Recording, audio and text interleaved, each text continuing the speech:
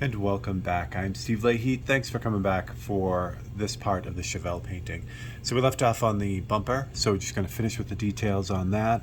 I'm going to get that totally done just like I did the other parts. Normally, like I was talking about, I would usually, well, not usually, but sometimes I would do everything in this front area first before I pushed it to, so each section would be done. So I block in each section, then I do the paintbrush details on each section, then I go back in and airbrush a little bit on them, maybe tighten up a few more details on the whole section, and then the bright highlights, and then in that instance all this would be done, the whole painting would be done.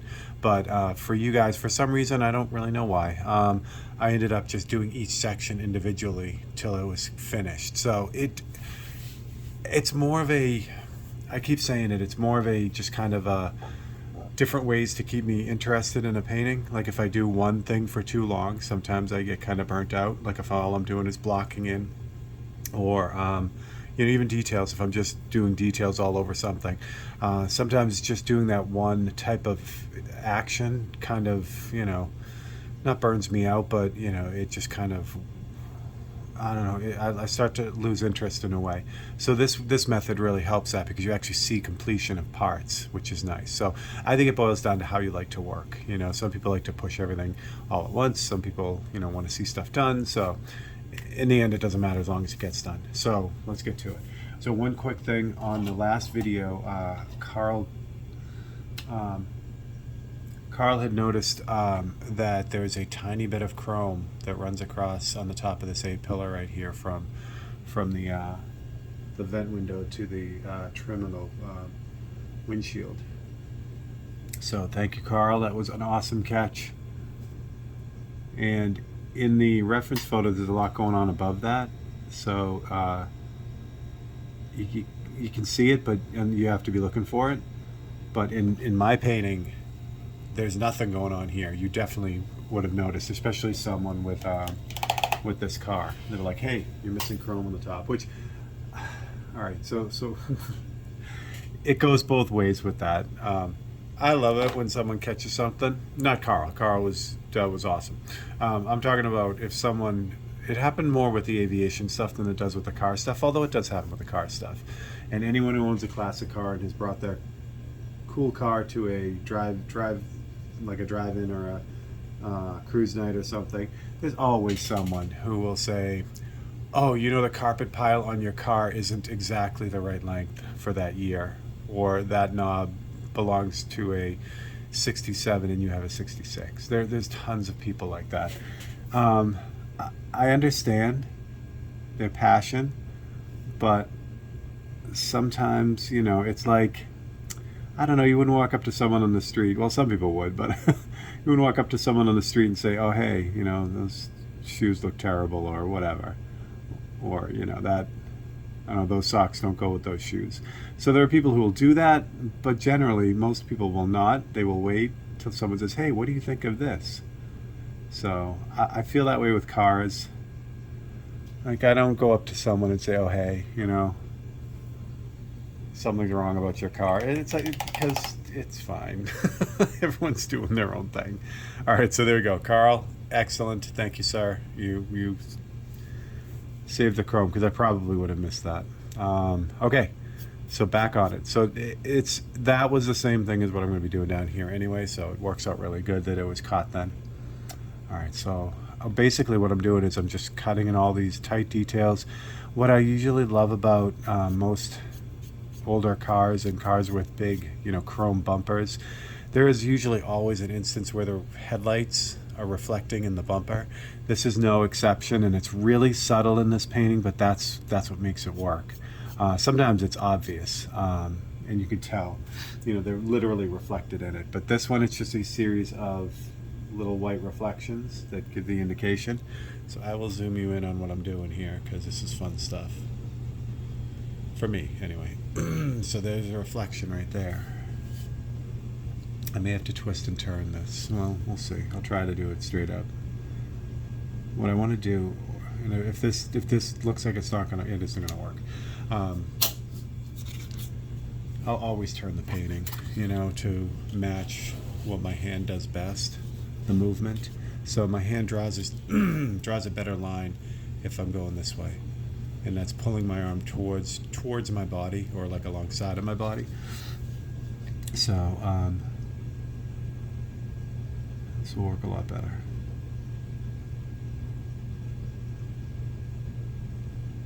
One of the reasons I have why I prefer not to work on a lot of, odd shaped surfaces, like, motorcycle parts and stuff. I like it, I'll do it, but I would much rather prefer working on flat panels, and that's the reason why. It's just I can manipulate it so much easier. And again, it's not entirely true. I mean, do horn covers and helmets and small parts all the time, and you can move them around. It's just a flat panel is just easy. Okay, so while I'm in the vicinity, I'm kind of picking up other things, like the front of this trim here has a tiny reflection, a black reflection on the body of the edge of the trim, so I'm going to knock that in so I don't forget that. Now, these type of details, there's a lot of back and forth. Like, I'll go to put them in, the paint might not be just right, or my hand will slip, or I'll get a wave or something. So there's a lot of back and forth in stuff like this. So for instance, I gotta do it right there. So I locked in that little reflection. There's a little hitch right there. See that little black place where the paintbrush kind of went sideways? So, like I said, there's a lot of back and forth, and this nitpicky stuff is really what kind of locks everything in and gives everything that really, really tight final look. It's those tiny attentions to details that really kind of make it. All right, that's good. White. So I have white in the brush, so I'll start with the reflections of the headlights. Like I said, they're just kind of barely there. It's kind of neat the way that they work.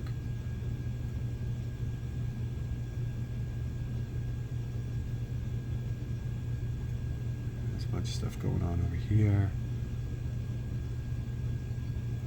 And I got my big highlight here, so I'm going to brighten that up a little bit in preparation. That is going to get one of those, airbrushy glow things right there. So just getting ready for that. These other smaller highlights, these are the examples like on the wheel, where like I'd be like, I want to hit everything with that glow, make everything glow. But when you do that, and you will, especially when you're getting into it, because you're like, woohoo, we're going to do everything. When you put that airbrushy white glow, this thing right here, and when you put that on everything, what it looks like is the lens of the if you took this photograph, it looks like the lens of the camera has oil on it, smudge, it just, everything is like, all the highlights are fuzzy. So, all right. What else we got here? Oh, there's another highlight here too. And that's it. See, it's just those few little indications there.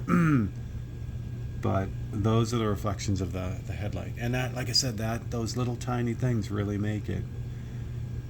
All right, so I originally painted over the marker lights, so I got to get that done, which will work out well. So that's going to be a gray.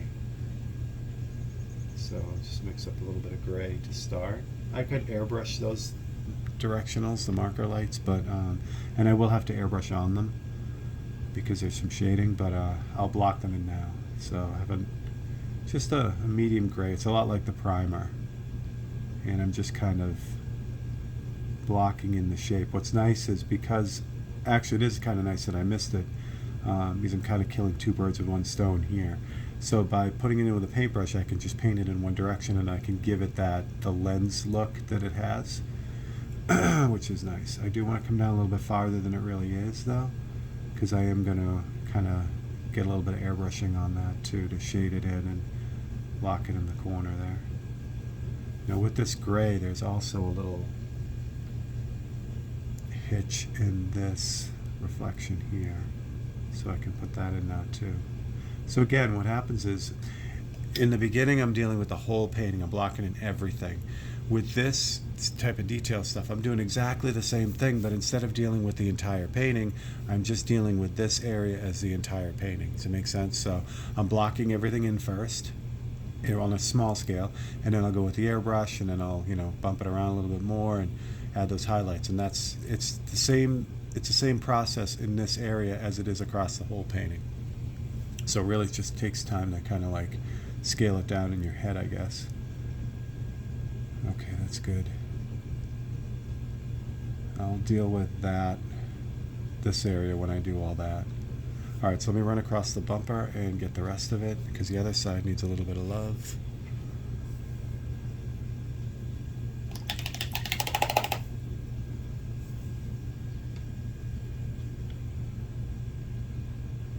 Couple little details over here as well. This brush is a 00. I've been favoring this one a lot. I bounce between the 0 and the 00 all the time. They are both excellent brushes. I guess it's just a mood thing. They will produce a similar point. This one just has smaller bristles overall, so it holds up really well and just does a great job. So I don't know why I choose one over another, or why I'll fade into one. So like I recommend everyone, I just say get both. Pick the one you like better, or use them both. Alright, I did remember the marker light in that, so we're good there. Alright, I got that. That's good. I'm gonna get the white highlights in on this side, and then I can button this up.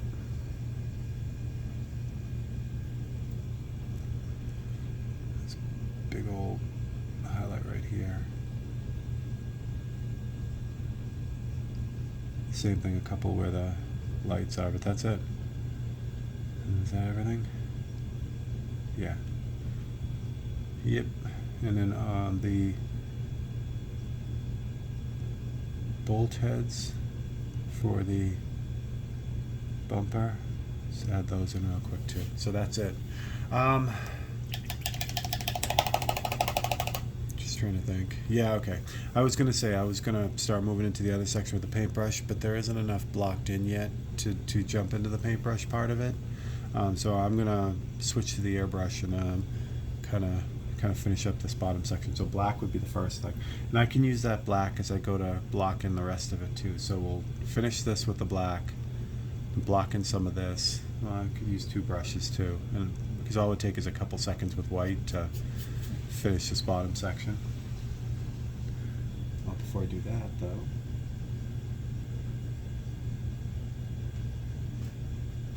put the screw in that holds the lens for the light. So I have to do that later. Okay. Yeah, I've got almost all. There's a little bit of a. Oh, you know, I gotta fix that too. That little misalignment there. Let's do that so I don't forget, because I use the gray for that too.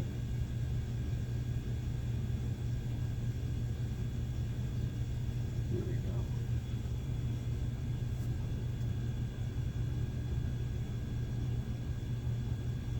Just mix up a gray that's matches that section. You can drag it out a little bit too. And now we are aligned, and I want to check the bottom of, actually this whole thing has it. Alright, so this is a very slightly darker edge on the outside of this bumper, which would have been nice if I needed to clean that edge up, this would have been great to do that. It was really nice anyway, but had I needed to clean that edge up, this would have been a nice addition. So there we go. Alright, good. I think we're good. Alright. Alright, so let's start blocking in the rest of the lights and the top of the chrome and everything.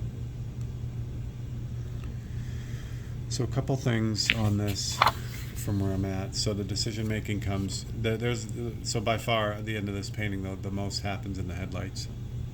And headlights are, it's funny, headlights are really almost like the eyes of the car, you know what I mean? As far as a portrait goes, people's view tends to gravitate towards the wheels and the headlights. Those are the main things. Or if the car is, moving away, or it's a rear view of the car, it's like wheels and taillights. Those are the things that people focus on.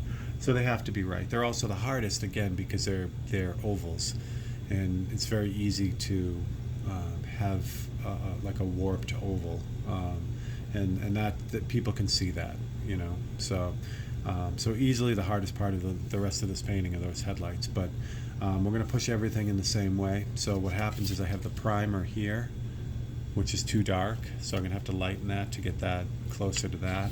So that'll be a block-in section. What I'll probably end up doing is blocking in the headlights, that strip, and then maybe lay out these. No, I won't lay out the lines. So the idea is the more I try to hit in one shot, the more that can go wrong. So I'm going to do the headlights and this top strip. I'll block that in first. Then I'll block in the 4 grill lines here and those little grill lines on the side. Then I'll have everything blocked in that way, and then I can just add a little bit of airbrush for the headlights. So I'm going to start this now. We have about 15 more minutes in this episode, so we'll see what we can do here, and then we'll just move on to the next one. The way this is looking, I would guess we only have the rest of this episode and maybe 2 more. It might stretch out to 3 more, but we are really, really close. We're within an hour and a half of finishing this painting, so it's very cool. All right, let's get to it. See if I have a copy that I can use. So I do have the original headlights that I used if I need them, although this cutout is pretty trashy right there. So, you know, at this point, when I did this original one, I was just, you know, really like rolling in and blocking everything in. I mean, obviously, I try to be accurate, but there's a level of accuracy that happens a lot. I think I can see enough here. Let me just use a new one. Worried about wasting paper here, which is dumb. Not dumb, but you know what I mean. All right. So let me show you. So originally I just had the headlights kind of blocked in, but now what I'm going to do is I'm going to be a little bit more selective in what I take. All right. So since I have to do these 4 grill lines separately anyway, I'm not going to take this top piece of chrome on the hood. So I'm just going to take this piece of chrome. So I'll do these 2 separately, and that'll give me this thin line between as well. If I take the whole thing, then I have to paint in that line. But if I just take the bottom part, then the line will kind of form itself as I paint all this stuff in, as I block this stuff in. So the other thing too, with these later on type of more high detail blocking in, I'll be more selective in what I cut. So like when I did the headlights, I just cut out the headlights. But now I'm being a lot more selective on what gets cut out and how carefully I am doing it. And again, that's what happens as the painting moves along. The process slows down, but it also has more impact. You know, again, for me, it's those details that really sell it, and that's what really makes it. And it's oftentimes when a viewer looks at a painting, it's not the individual tiny detail that does it. It's the combination of all those details put together. Their brain kind of blends them all together, and that's what really makes it. So if those details are missing, it would still be a good painting, but that's that edge that's pushed over right there. So all right, so here's a good example of being a little bit more selective. So I know this chrome piece goes all the way to the end, and I could paint that in, but I'd rather just take out the lightest areas here, and that'll do 2 things. One, it'll tell me where that light area stops right away. And second, the gray that I have there is probably pretty close to that gray anyway, so I don't have to, there's no use cutting it out and then repainting it the same color, you know, cutting it out all white and then, having to go back in and repaint it gray. All right, so with this color, this is light enough to do the light parts of the headlights as well. And again, the more selective I can be with these cutouts, the less I have to kind of paint and make up when I get to putting in the details. So I could cut out the whole bottom half of this headlight and then just repaint all the gray. Totally cool way to do it. Or I could, if I cut out the individual light parts, it, like I said, it does the drawing part of it. so that when I get there, I just have all the information I need.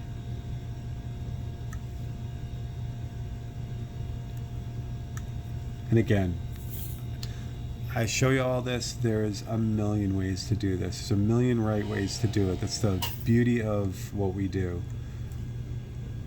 So I hope in the end, you pick up a few things in the way that I do it, and maybe it'll solve a problem for you.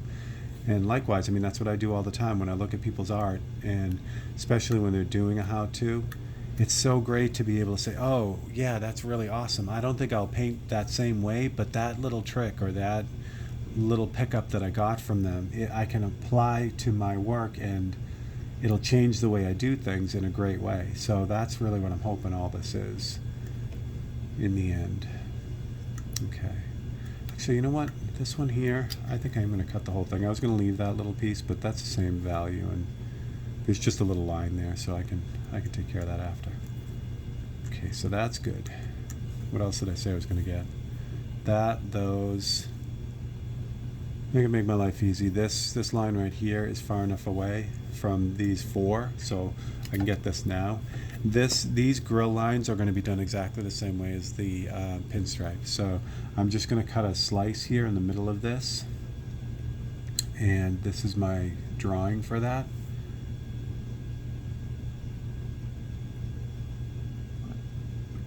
And then I'll finish it with the paintbrush. One other quick thing that I did that I know it's difficult to see. Well, if I flip it over, you can see it.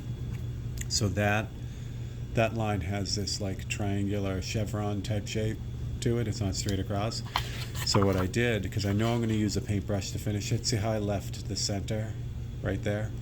Now that makes that cut a lot more stable when I spray it. If I ran across the whole thing, there's a chance, that would open up as I spray, like we did with the pinstripe. But when that little hinge right there, it holds that cut down, holds it together. Like I said, I gotta hit it with a paintbrush anyway, so it doesn't matter that there's a gap there, but it's really gonna help when I spray it. All right, can I get anything else? Yeah, you know what? I'm going for it. Why not? So these 4 grill lines here, I could cut out if I wanted to cut them all out and lay them all out the way I've been doing it, I would cut the outside ones, and then on a separate template I would cut the inside ones because they're too close to really. I could do it, but it's more effort than it's worth to cut all 4 of these and not screw up the cuts. So I'm just going to cut the outside ones now. What I could do is cut the bottom one and the top one, and then get a new template and cut the 2 inner ones. But again, these are just a guide, and I think I screwed that one up. Yeah, I did. All right, I'm gonna have to be careful with that one. These are just a guide. So once I get the 2 outer ones, I can hand paint the inner ones. I don't need the template to cut these inner ones because I've already got the outer ones. So that's the rub. It's trying to keep these, for me, it's kind of keeping these templates as just a guide and not the law of the land in a way. So, all right, so we got a whole ton of them over here. So what I'm going to do is, it looks like there's a group of 2 groups of 2. There's another one in here too, but I'm going to concentrate on the brighter groups of 2, and I can get all of these, I think. This is an instance where I can get all of them, even though they're really close to one another. And this goes with the same reason as putting a hitch in the middle of the long one. These are very short cuts, so they'll hold up. They can be right next to one another, and they're not going to move. If these were long, I'd have to, like these, I couldn't do that. There are some on the other side here too, but those I'll just hand paint in. So this is, I'll flip this over so you can see, but that's what we got for the bright template. This is going to lay out a lot of it too. This will be really nice. So this will take care of a lot of it. So we got about 6 minutes left, which is great. We're really trying to keep these to a half an hour so that they're bite-sized chunks, and it's nice to know what you can get done exactly within like a half an hour or an hour or that kind of thing. I did note on one of the live feeds when I was talking about this series, normally when I do a how-to like this, or even a live feed when I'm actually doing like a demo, It always takes me much longer to do a painting because, you're slowing down and talking about everything. I'm kind of amazed at this painting that even though I've not shut up through the entire thing, it's taking roughly about the same amount of time as this painting would normally if I just burned through it. So a painting like this, I think I might have mentioned, a painting like this generally would take me anywhere from 10, well, let's just say 10 to 15 hours, depending on, the vehicle and how detailed it is. And this one's right in that. We're at episode 15, which is 7.5 hours. It's going to be right about a 10 when it's done, which is pretty cool. I didn't expect that. I thought this was going to be a lot longer. I think a lot of it is, one, because there's limited amount of chrome on this. The cars with a lot of chrome take a lot longer, so I think that's part of it. What do I have here to use? Okay. So I'm going to mix up a light gray. I'm sure we're good on that, yeah. Excuse me. And yes, once again, like I said before, it is early in the morning here, and you guys are the first people I'm talking to. So, sorry about the frogs. I really do love the setup though with this. This open studio has been a really fun thing for me to do, and it's nice to be able to get up in the morning and kind of know that I'm going to be doing this first. So that's been really nice. I'm really enjoying it. And I hope you guys are too. All right, so I can see the gray through this. No, that's not the gray. That's the gray on that. That's the lighter color. I'm going to try to go for a slightly lighter color than what's on the headlights right there. So it's good that I can see it. I'm going to have to flip it up all the time to get it to work, but that's what I'm shooting for. So I'll start with a little bit of white. And again, generally for the white, I use this, you can't read it, but it's 1:1. So it's one part opaque white and one part 4011 reducer. And then for this, since I need, for the black, it doesn't matter as much which reduction I use. It depends on how fast I want it to get to a darker color. So if I want to go real dark real fast, then I'd use the stronger versions. This is 1:5, so I'm just going to put one drop of this in here. This might be too strong, but I can always add more white. I don't have much in there.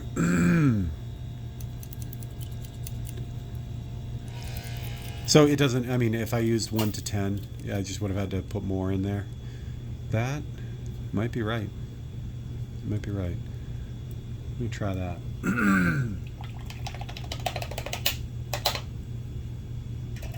And I love using those premixes for these grays too, because I don't have to add reducer to it.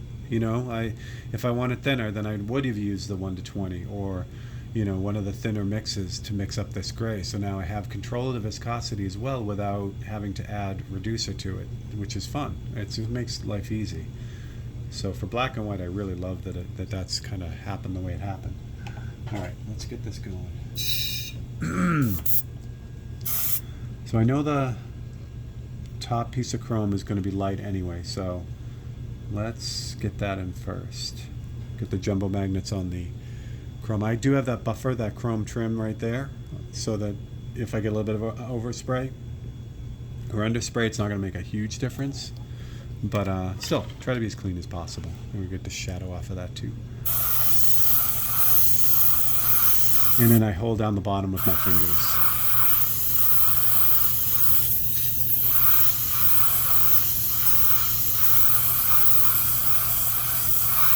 So what I'm doing is I'm spraying this top piece of chrome, but I'm judging it against this lighter piece of the headlight. So I want to see how light this is. I may need to actually lighten it up for the headlights, but that's okay.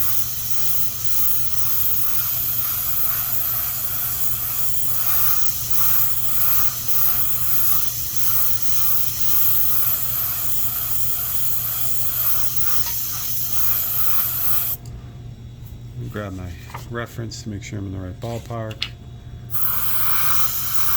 Yeah, Not going to be light enough for the headlights. That's about saturation right now, which is fine. It's totally fine. Actually, it needs to be. It's going to work out great that way, and I'll show you why in a second. So I'm just going to finish reaching saturation with that. That's as light as it's going to get. I'm going to spray about half of this. I'm going to dump out about half. There we go. And I'm going to add more white to this to lighten it up. There we go. That's the frog I'm looking for. All right. And obviously I dumped out half of the paint so that I didn't have to put as much white in to adjust the color. So I did have to add a bunch of white actually. So conservation of paint, you know? All right. So what I'm going to do is I'm going to call it there. We're at 30 minutes. So when we come back on the next episode, we're just going to finish lighting up this and adding the details and move on to the highlights. Yeah, but ladies and gentlemen, we are getting close on this, so thank you very much. Don't forget to like and subscribe, and I will always have a open studio running. After this painting's done, we'll just start a new one. All right, guys, I will catch you guys on the next one.